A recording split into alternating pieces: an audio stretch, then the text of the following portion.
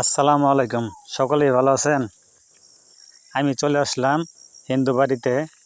তারা কিভাবে মাটির হাঁড়ি পাতিল বানায় সেটা দেখার জন্য। এই দেখছেন একটা মেশিন, আমি হাতে হাত দিচ্ছি, তারা এটা দিয়ে মাটি গুলে, এ দেখেন চাচা মাটি তৈরি করতেছে, মানে পাকাড়ি বানানোর জন্য মাটি তৈরি করতেছে। দেখছেন চাচা কত সুন্দর করে মাটিগুলো গুলাই নিতেছে।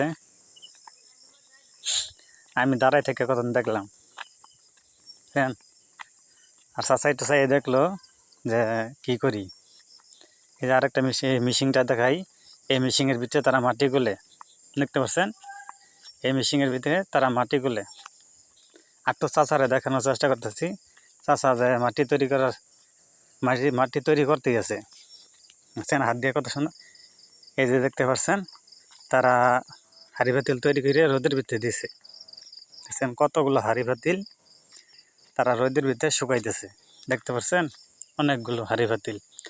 আর এই যে জায়গাটা দেখছেন, তারা এই জায়গা হাঁড়ি পাতিল ফুরিয়ে মানে তৈরি করে।